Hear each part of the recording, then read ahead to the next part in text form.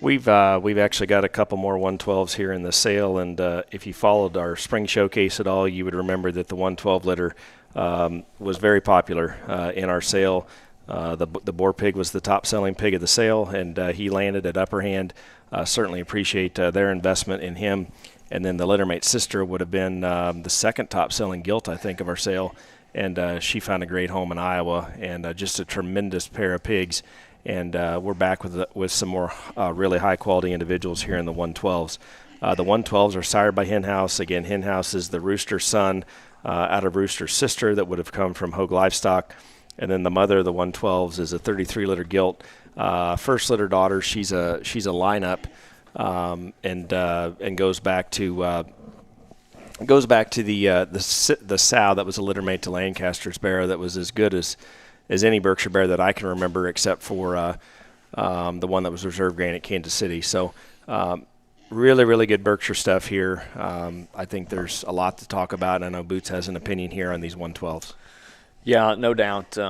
Amongst this litter and amongst the Berkshire crop that surfaced this spring, this one's obviously never been hard to identify or find, not only because of his just uniqueness or quality, but that black leg's always helped him stand out just a little bit. Again, much like his brother, very, very different kind of skull for the Berkshire breed, but incredibly intense in terms of his foot size, bone work, and range of motion, and bend to his rear joints.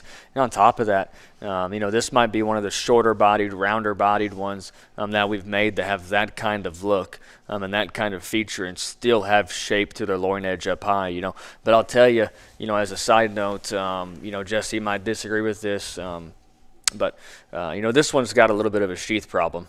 If you're a left-handed showman, you're probably going to get wet when you drive this one. As it currently stands, he actually urinates out of the side of his sheath to the left. So we're not real sure exactly what's going on, but if you only stay on the left side of him, you're probably going to get wet. You're more than welcome to identify a surgery plan, or if you have a vet that you think is capable of looking at it. Visually and physically, there seems to be no harm and no difference in a normal sheath there, aside from the fact that it does not work. It does not look like there'll ever be a way, as a boar, to ever make any of that work in terms of getting his shaft out. But regardless, of a little hiccup there, you're getting a very unique pig with a very unique situation down low. But regardless, that's high-quality stock. Yeah, and I would just add that when Carl and I pulled this one out of the nursery, found him in the nursery the first time, he had what I would call just an extra piece of cord in his sheath that felt like the start of a typical hernia.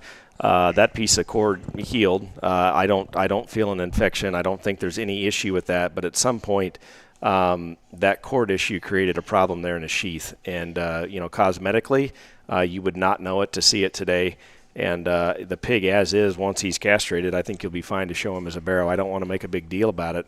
But I do just want to emphasize the fact that if he didn't have that problem, I certainly think this one has all the quality in the world to be a boar prospect, just like his brother.